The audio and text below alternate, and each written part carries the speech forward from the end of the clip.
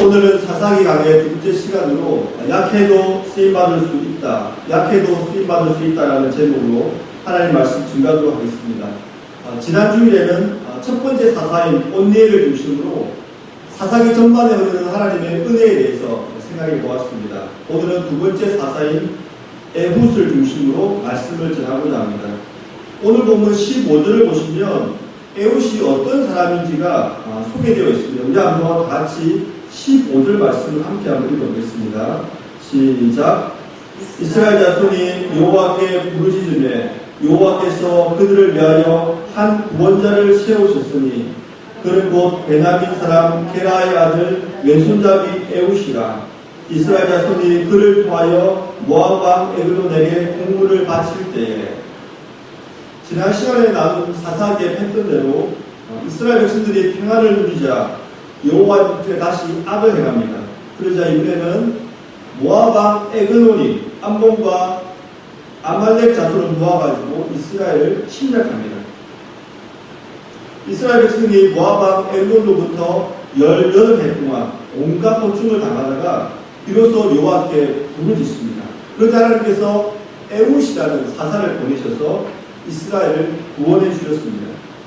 그런데 우리가 15절을 우리가 읽은 본문을 봐도 에훗에 대한 설명이 우리의 주의를 끕니다. 그는 곧 베냐민 사람 게라의 아들 왼손잡이 에훗이라. 이 짧은 문장 안에 에훗이 어떤 사람이었는지를 우리가 알 수 있습니다. 에훗은 먼저 베냐민 사람이었고 왼손잡이였습니다. 이것을 우리가 이해하기 쉽게 현대적인 말로 바꾼다면 에훗은 흑수저로 태어났고 장애인이었다는 것입니다. 그런데 하나님께서 이런 흑수저로 태어난 사람, 이 장애인을 이스라엘의 2대 사사로 세우셔서 이스라엘을 구원하셨습니다. 우리는 이 사건을 통하여 우리가 가진 장애가 하나님에게는 어떠한 장애도 되지 않는다는 것을 배울 수 있습니다. 먼저 에훗은 베냐민 지파 출신입니다. 1대 사사 온니엘이 금수저를 물고 태어났다면 이 에훗은 흑수저를 물고 태어난 것입니다. 온니엘은 갈렙이 속한 유다 지파 사람이었습니다. 그리고 갈렙이 바로 자신의 삼촌이었습니다. 여러분, 갈렙이 누구입니까? 갈렙은 가나안 정탐꾼으로서 여호수아와 함께 믿음의 보고를 한 사람입니다. 그리고 출애굽한 1세대 중에서 여호수아와 함께 유일하게 가나안으로 들어온 사람입니다. 그런데 여호수아는 여호수아서에서 죽었습니다. 하지만 갈렙은 사사기 초기까지 등장하는 것으로 봐서 여호수아보다 더 오래 장수한 것으로 우리가 볼 수 있습니다. 이제 200만 명이 넘는 이스라엘 백성 중에서 갈렙이 유일하게 어른이 된 것입니다. 이런 어른이 자신의 삼촌이기 때문에 이 온니엘은 대단한 가문의 출신입니다. 뿐만 아니라 온니엘은 가나안 정복 전쟁에서도 혁혁한 공을 세웁니다. 사사기 1장에 보면은 드비를 점령한 후에 이 갈렙의 사위가 됩니다. 그리고 사사기 3장에 보면 메소포타미아 왕 구산 리사다임을 물리친 용사였습니다. 그러니까 이 온니엘은 한마디로 금수저를 물고 태어났을 뿐만 아니라 거기에 걸맞은 행동을 한 그런 훌륭한 사람이었습니다. 하지만 에훗은 조금 다릅니다. 에훗은 베냐민 지파 사람입니다. 여러분, 베냐민이 누구입니까? 베냐민은 야곱의 12아들 중에 막내였습니다. 그리고 베냐민의 어머니는 야곱의 둘째 아내 라헬에서 태어났고 이 베냐민을 낳다가 어머니의 목숨을 잃게 됩니다. 이 베냐민은 이스라엘 12지파 중에 가장 작은 지파 중에 하나였고 이것은 베냐민 나중에 분배받은 땅을 봐도 알 수가 있습니다. 베냐민 지파는 이스라엘을 대표하는 에브라임 지파와 유대 지파의 사이에 위치한 땅을 분배받았습니다. 왜냐하면 에브라임 지파는 여호수아가 그들의 선조였고 유다 지파는 갈렙이 그들의 선조였기 때문에 이스라엘에서 가장 좋은 지형을 상속받았는데 이 베냐민은 그 가운데, 그러니까 두 거대한 지파의 충돌을 완충하는 작용하는 그런 땅을 분배받은 것입니다. 그러니까 한마디로 베냐민 지파는 별 볼일 없는 지파입니다. 이 지파 출신이 바로 에웃입니다. 뿐만 아니라 에웃은 왼손잡이라고 지금 성경에서 묘사하고 있습니다. 왼손잡이란 말의 히브리의 원어의 뜻은 뭐냐면 오른손이 묶인 사람이라는 뜻입니다.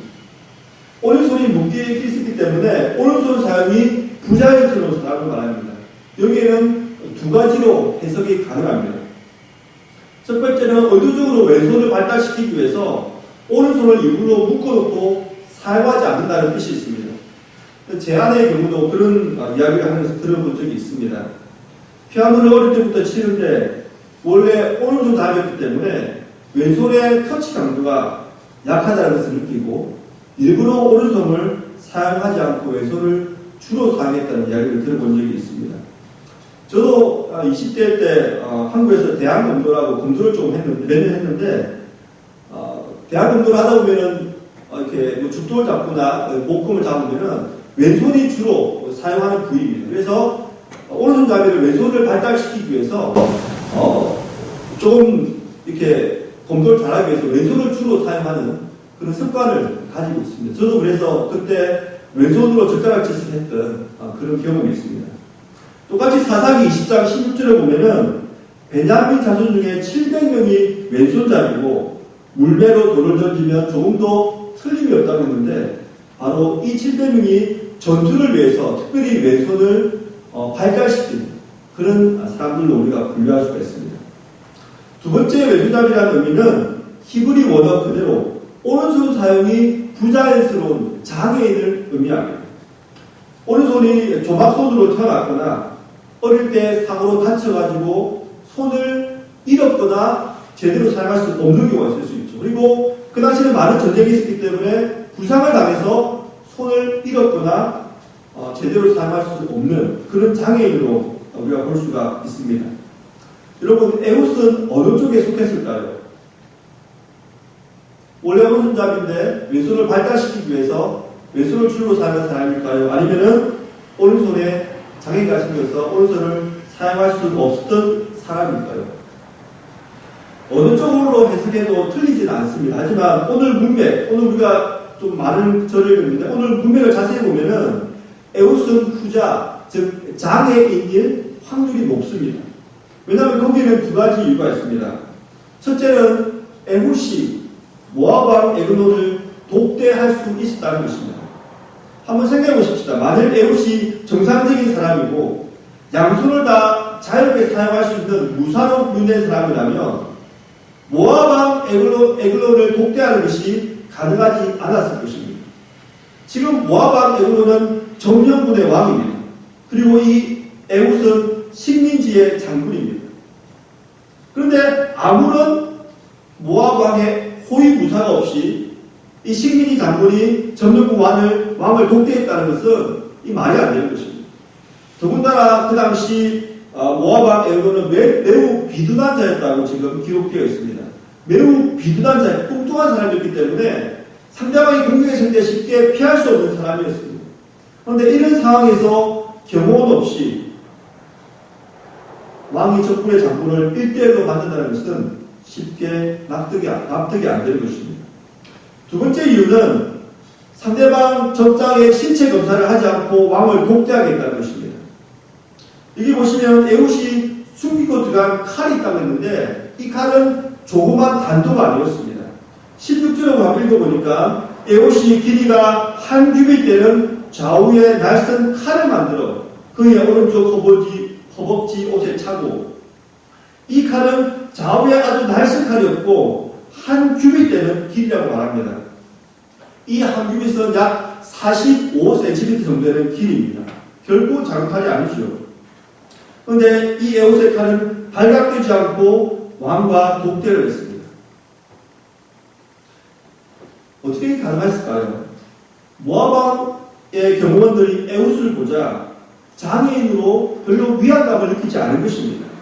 만약 에웃이 양손을 자유롭게 사용할 수 있는 무사, 신체 건강한 사람이었다면 왕을 독대하기 전에 무기도 확인하지 않고 왕을 독대하겠다는 것은 말이 안 되는 것입니다. 그래서 에웃은 후자, 즉 장애인이었을 가능성이 더 많은 것입니다.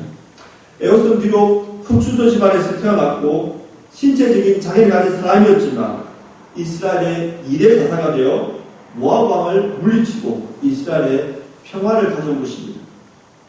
우리는 이 에봇을 이스라엘의 구원자로 세우신 하나님의 역사를 보면서 인간의 장애가 하나님에게는 결코 장애가 되지 않는다는 것을 기억해야 합니다. 이것은 우리의 개인, 우리의 교회 모두 마찬가지입니다.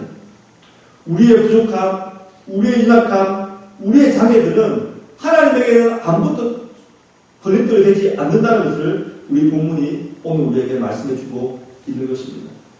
결국 하나님께서는 에봇을 통하여 베냐민 지파를 명문가의 반열에 올리십니다. 그리고 에봇의 사역이 나중에는 베냐민 지파에게 롤 모델이 되게 하십니다. 우리가 이스라엘 역사를 조금 자세히 보면은 이스라엘의 막내 지파였던 베냐민 지파는 에봇을 시작으로 해서 중요한 순간들마다 하나님의 일꾼으로 쓰임받는 것을 우리가 보게 됩니다.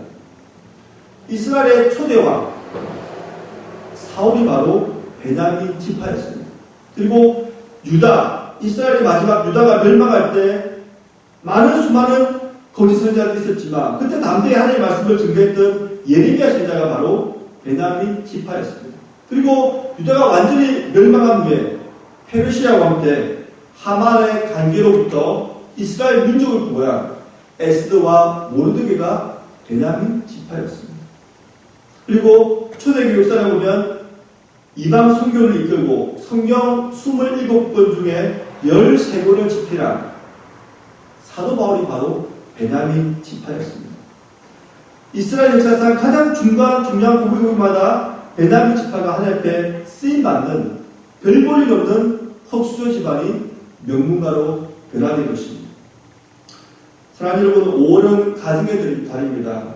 우리 모든 가정도 이런 믿음의 명문가가 되기를 간절히 바랍니다. 그렇다면 에봇은 어떻게 흑수저 집안을 명문가로 만들었을까요? 그것은 자신의 약점에 좌절하지 않고 철저한 전략과 목숨을 건 용기가 있었기 때문에 가능했습니다. 많은 사람들은 우리 자신의 약점을 보고 좌절해버립니다. 포기해버립니다. 하지만 우리의 약점이 오히려 장점이 될 수 있고 하나님께 귀하게 쓰임받을 수 있는 도구가 된다는 것을 기억해야 됩니다. 에봇은 자신에게 분명한 약점이 있었지만 그 약점을 가지고 좌절하지 않고 하나님의 사명을 포기하지 않고 끝까지 철저한 준비를 하고 하나님의 사명을 감당하기 위해서 목숨 건 용기를 가지고 하나님의 사명을 감당하는 것을 볼 수가 있습니다. 에봇은 어떻게 약점을 강점으로 승화시켰을까요? 제가 몇 가지 살펴보니까 첫째는 에봇은 전면전으로 모압 왕을 이길 수 없다는 것을 알고 모압 왕 에글론을 암살할 계획을 세웁니다. 그래서 그는 은밀하게 왕에게 아뢰리 있다면서 왕이 시간을 물러나가게 됩니다. 그리고 둘째로 모압 왕이 매우 비둔한 자임을 알고 모압 왕은 잘 움직일 수 없기 때문에 찔려서 죽이겠다 생각하고 좌우에 날성검을 준비해서 자신의 오른쪽 허벅지 옷 속에 차고 들어갑니다. 세 번째, 모압 왕 에글론을 살해한 이후에 에브라임 산지에서 나팔을 불어서 이스라엘 자손들을 모으고 도망하는 모압 군사들을 물리칩니다. 자신이 혼자 남은 병사들을 물릴 수 없기 때문에 이스라엘 자손들을 모으는 것입니다. 28절에 보니까 이렇게 말합니다. 나를 따르라. 여호와께서 너희 원수인 모압을 너희 손에 넘겨주셨느니라. 이렇게 외치면서 이스라엘 자손들을 규합해서 남은 모압 군사들을 물리친 것입니다. 우리도 하나님의 사명을 감당하기 위해서는 에봇처럼 철저한 준비를 해야 합니다. 우리는 우리가 할 일을 다 한 다음에 하나님의 은혜를 사모해야 됩니다. 우리가 구원을 은혜로 받았다고 해서 하나님께서 맡겨주신 사명도 사역도 은혜로 활용하면 안 됩니다. 에봇은 그렇게 자신의 사명을 감당하지 않았습니다. 사실 에봇은 모압 왕 에글론을 암살하고 무사히 돌아올 것을 기대하지는 않았을 것입니다. 숨기고 들어간 칼이 발각했을 수도 있고 칼로 왕을 찌르려고 할 때 왕이 비명소리를 내서 붙잡혀 설 수도 있습니다. 그리고 그리고 비록 암살에 성공했다고 하더라도 무사히 빠져나온다는 보장이 없는 것입니다. 조금만 일이 잘못되어도 목숨을 잃을 위험 속으로 그가 용기 있게 들어간 것입니다. 그렇다면 요셉은 어떻게 왕을 암살하고 무사히 그곳을 빠져나왔을까요? 에글론의 신하들도 에옷이 왕과의 대면에서 이제 끝을 내고 나오자 왕이 무사한지를 확인하려고 했다는 기록이 있습니다. 우리 한번 24절의 말씀을 한번 같이 읽어보겠습니다. 시작. 에옷이 나간 후에 왕의 신하들이 들어와서 다락문이 잠겼음을 보고 이르되 왕이 분명히 서늘한 방에서 그의 발을 가리우신다 하고, 왕의 신하들이 왕의 안전을 확인하려고 가다가 다락방 문이 잠긴 것을 보고 열지 않고 그냥 돌아갔습니다. 왜냐하면 그들이 왕이 그의 발을 가리우신다고 생각했기 때문입니다. 여러분, 발을 가리운다는 이 히브리적인 이런 문장의 뜻이 무엇일까요? 이 발을 가린다는 말은 두 가지 뜻으로 해석할 수가 있습니다. 첫 번째는 낮잠을 잔다고 해석할 수가 있습니다. 에옷이 나간 후에 왕의 신하들이 왕이 있는 다락방에 가자 문이 잠겨 있습니다. 그래서 신하들이 왕이 이제 낮잠을 자는 거라 생각하고 낮잠을 방해하지 않았다는 것입니다. 그리고 그 틈을 타서 에옷이 도망을 갔다는 것입니다. 두 번째 해석은 왕이 화장실에서 용변을 본다는 의미로 해석할 수가 있습니다. 여러분께서는 이 문맥을 읽으면서 낮잠을 잔다고 해석하는 것이 더 적합할 것 같습니까? 아니면 화장실에서 용변을 본다고 보는 것이 더 적합할 것 같습니까? 예. 어떻게 이렇게 생각하시죠? 예, 맞습니다. 사실 어느 쪽으로 해석하는지 더 맞는 말씀입니다. 하지만 25절을 읽어보면 그 답을 알 수가 있습니다. 한번 25절을 한번 같이 읽어보겠습니다. 시작. 그들이 오래 기다려도 왕이 다락문을 열지 아니하는지라 열쇠를 가지고 열어본즉 그들의 군주가 이미 땅에 엎드려져 죽었더라. 여기 보시면 그들이 오래 기다려도 왕이 다락문을 열지 아니하는지라. 만일 왕의 신하들이 에글론이 낮잠을 자고 있다고 생각했으면 문 앞에서 기다리지 않았을 것입니다. 그죠? 돌아갔다가 1시간이나 2시간 후에 다시 돌아와서 방문을 노크했을 것입니다. 하지만 여기 보면은 왕의 신하들이 오래 기다렸다고 되어 있습니다. 왜냐하면 왕의 신하들은 왕이 지금 화장실에서 용변을 보고 있다고 생각했기 때문에 그 문 앞에서 한 10분, 15분 기다렸다가 왕이 나오기를 이렇게 기다리고 있습니다. 그런데 여러분도 시간이 지나도 왕이 나오지 않자 열쇠를 가지고 문을 열고 들어간 것입니다. 이것은 성경을 봐도, 영어 성경을 봐도 우리가 영어 성경이 그렇게 해석한 것을 보고 알 수가 있습니다. 제가 한번 몇 영어 해설 번역을 제가 한번 읽어드리겠습니다. 먼저 New International Version입니다. They say he must be relieving himself in the inner room of the palace. relieving himself라는 말은 용변을 본다는 말이거든요. 그리고 New Living Translation. They thought he might be using the latrine in the room. 그러니까 화장실을 쓰고 있단 말이죠. 그리고 English Standard Version 보면 They thought surely he is relieving himself. 그리고 New American Standard Bible 봐도 They say he is only relieving himself. 다 용변을 보고 있다고 지금 말하고 있는 것입니다. 그런데 여러분, 왕이 지금 칼에 찔려서 죽어가고 있는데, 아니면 죽었는데, 신하들이 어떻게 용변을 보고 있다고 생각할 수 있었을까요? 22절 말씀 보시면 그 해답을 우리가 알 수 있습니다. 한번 22절 말씀을 한번 함께 읽어보겠습니다. 시작. 칼자루도 나를 따라 들어가서 그 끝이 등 뒤까지 닿았고 그가 칼을 그의 몸에서 빼내지 아니하였으므로 기름이 칼날에 엉켰더라. 이게 보시면 어떻게 되어 있냐면 기름이 칼날에 엉켰더라고 지금 기록이 되어 있는데 이 부분을 영어 성경으로 보면 조금 다르게 해석하고 있습니다. 제가 한번 한 3군데 정도 영어 성경을 읽어드리겠습니다.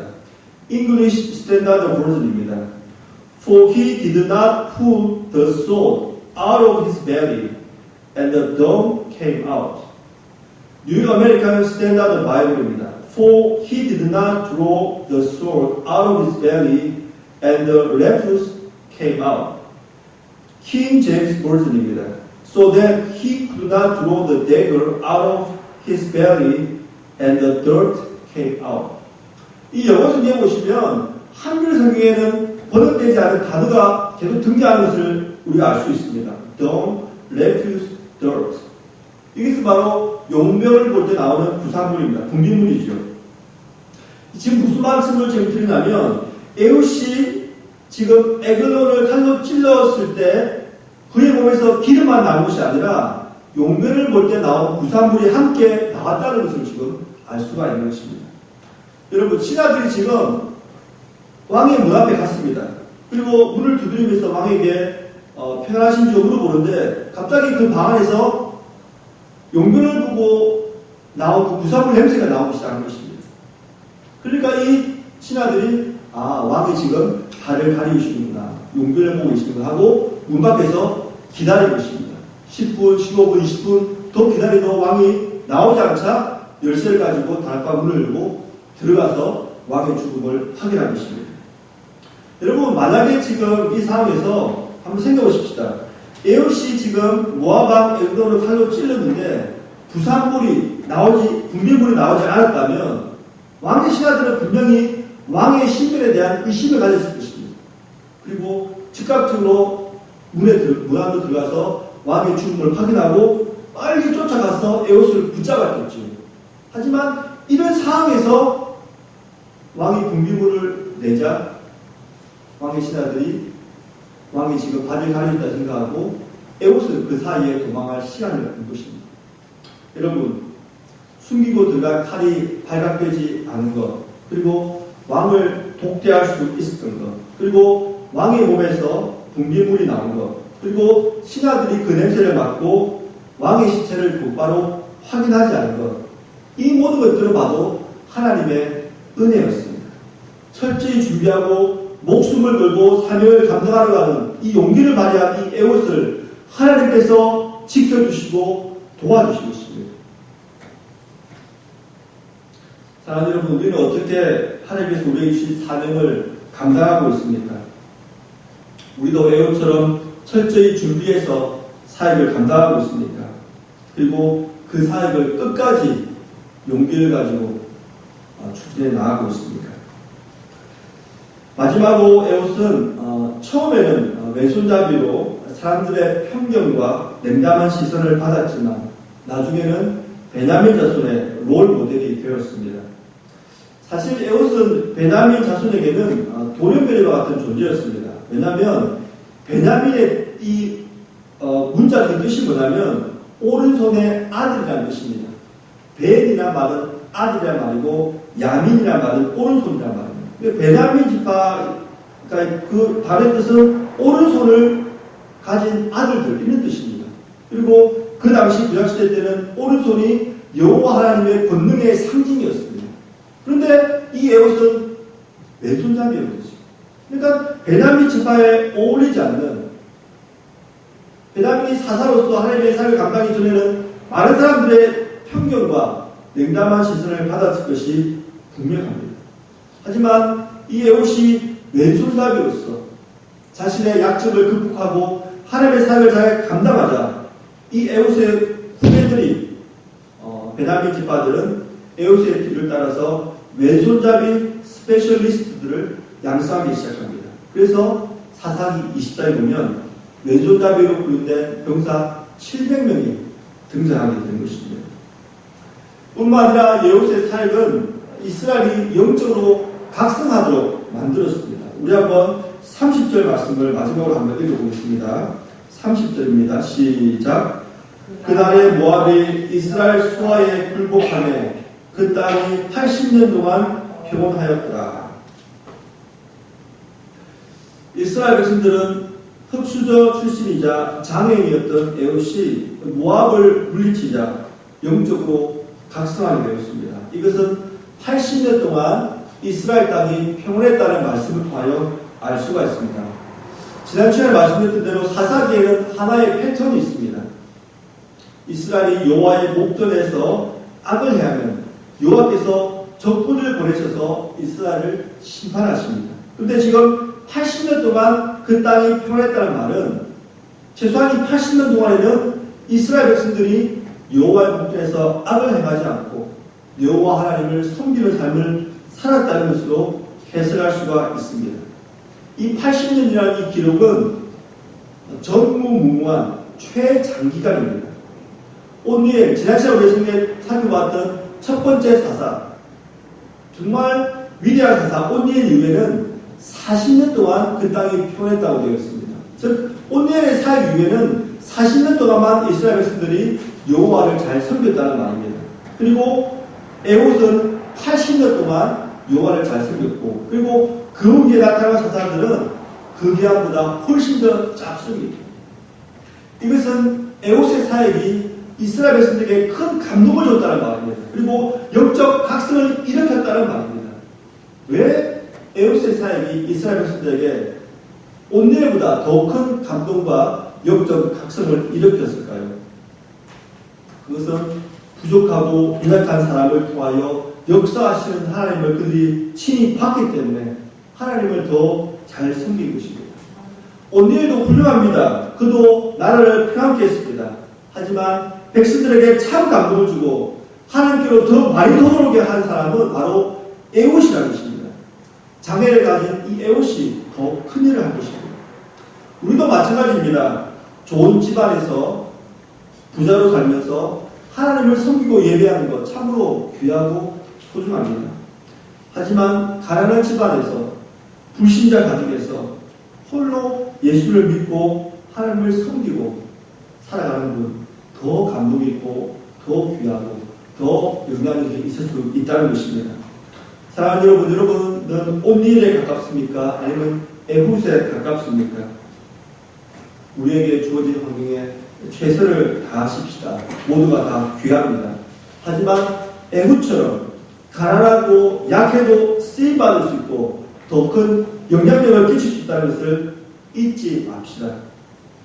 비록 우리 교회도 개척교회로 약하고 연약하지만 우리가 하나님께서 주신 이 삶을 잘 감당하면 큰 교회가 미치는 영향보다 더 큰 은혜와 영향을 끼칠 수 있다는 것을 기억해야 합니다. 우리가 해야 할 일은 에봇처럼 주어진 상황에서 포기하지 않고 최선을 다하여 우리에게 맡겨진 사역을 감당하는 것입니다. 사랑하는 여러분, 이번 한 주간 살면서 우리가 어떤 형편에 있든지 하나님께 주신 그 사명을 기억하고 잘 감당하여 하나님께 영광 돌리는 복된 삶 되시기를 간절히 부탁을 드리겠습니다.